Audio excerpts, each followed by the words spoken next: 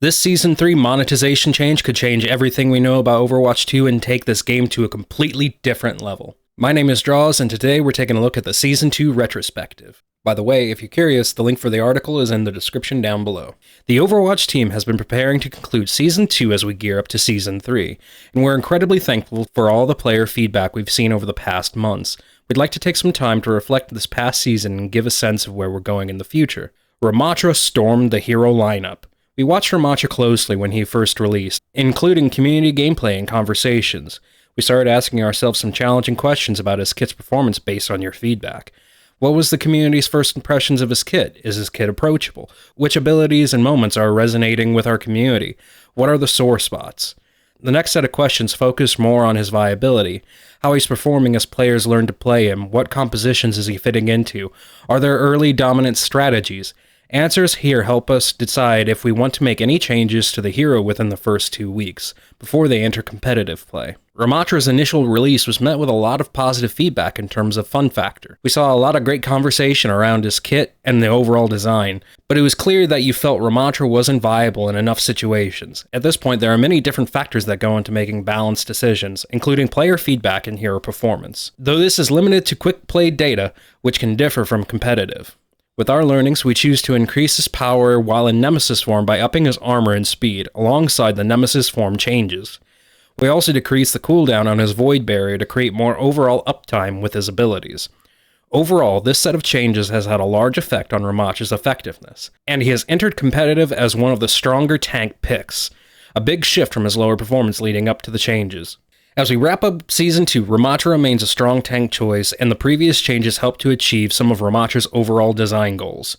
Going into his release, though, there was one ability we knew would be a risk: his ultimate ability, Annihilation. While an ultimate lasting as long as the enemies are in it is very exciting, it can lead to some unhealthy gameplay scenarios. We want Ramattra to feel imposing and intimidating, but not feel hopeless to fight against. In Season 3, we'll be changing the timer on Annihilation so that it will tick down slower if enemies are in it. Previously pause the timer entirely, and adding a cap of 20 seconds. This should eliminate many of the extreme uses and enable more counterplay while keeping Annihilation a strong and impactful ability.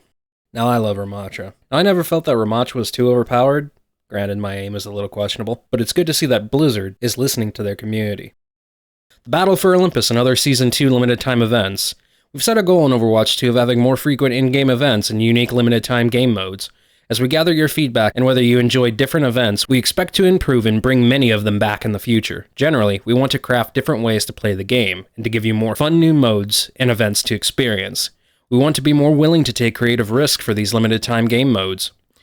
We debuted the Battle for Olympus during Season 2. We're generally happy about this mode and the player feedback around it, but we do think there's room for improvement. Specifically, we did not expect the players would pursue all hero titles during the event. We think some challenges were too difficult to complete in aggregate. Based on your feedback, we also plan to make a team deathmatch version and enable the mode in custom games the next time it runs. And we mistakenly did not include environmental kills in our leaderboard tabulations. Zeus fights dirty at times with a giant statue on the line, but this will be corrected for any future battles.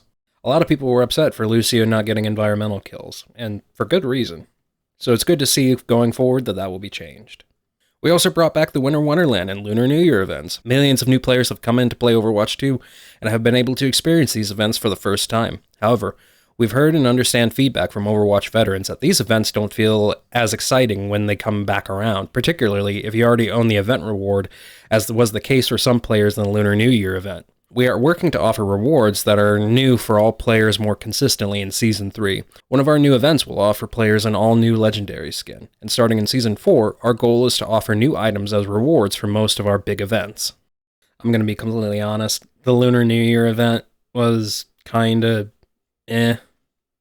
Ranked updates and changes. Our team is aware of some community pain points with the competitive mode in matchmaking. Specifically matches with wide skill variations, inconsistent games, and too few and infrequent competitive updates. We have a set of improvements coming to matchmaking, and we're also working on updates to the competitive system. Reintroducing credits, and Hero Gallery update. In Season 3, we're bringing back Overwatch credits, which has been previously shown as legacy credits and has been unearnable in Overwatch 2. Now, all players can earn up to 1,500 credits as free rewards and another 500 credits as premium rewards spread throughout Season 3 Battle Pass. We are also adding more uses for your credits so you can choose from many potential rewards. Specifically, we are making 2 related updates to our hero gallery. First, nearly all the Epic and Legendary tier skins prior to Overwatch 2's launch will always be available in the hero gallery for purchase with either Overwatch coins or credits. This includes skins from the seasonal event mode, so now you can finally pick up Witch Mercy, Surf and Splash Torbjorn, or Snowman Wrecking Ball any time of the year without waiting for the event to roll around. Second, we're lowering the standard price of these legendary skins to 1,500 coins or credits. Taken together, these changes mean all players can earn a legendary skin of their choice each season from the Hero Gallery skins, just for playing normally and without needing to make any purchases. We understand that some players already have large balances of credits. To ensure all players feel a reward for the time they spend playing, we're looking into additional ways for players to use credits in the future. These changes aren't the end of our journey to make Overwatch 2 a more rewarding game to play. They're just the beginning. We have more updates coming in the future, and we'll be reading your feedback to understand what's working and what isn't, for all of you. I have been begging for this to be in Overwatch 2 since the very beginning. As a mostly free-to-play player, this is absolutely massive. Now, I've never played Overwatch 1, and I've never had the ability to earn skins for free in this game. So this being re-implemented, having the ability to earn credits so that way you can purchase older skins is absolutely phenomenal. Now, let's be completely honest here. We know that Blizzard is a very greedy company.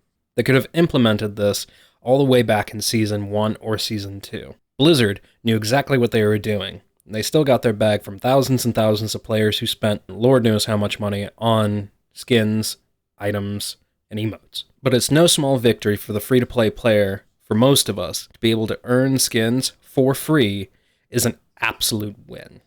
As we continue to move forward and grow, we think it's very important to share long-term plans about the game's features and updates, but it's possible that some of these things change as we continue to develop and test these plans while listening to player feedback. Generally, we want to add or improve systems that better celebrate players match to match as well as across seasons. One angle we have been exploring is revamping our On Fire system to highlight when you're having a particularly impressive performance within a match. I'm curious how the On Fire system is actually going to change, because it's currently kind of underwhelming. And while still in the early stages, we have begun design work on hero-based progression systems that would showcase the energy players put into playing each hero and mastering their different capabilities. We know this is an area that you all care about deeply, and we will look forward to providing more updates as we continue our work here. Thank you for sharing your support and feedback. It's what enables us to make positive changes in the game. We can't wait to hear from you in Season 3. And that's it for today. Ladies, gentlemen, all you lovely folks in between or thereabouts, I want to thank you all so much for watching. Like, comment, and subscribe if it suits you. And I'll see you lovely lot next time. Bye!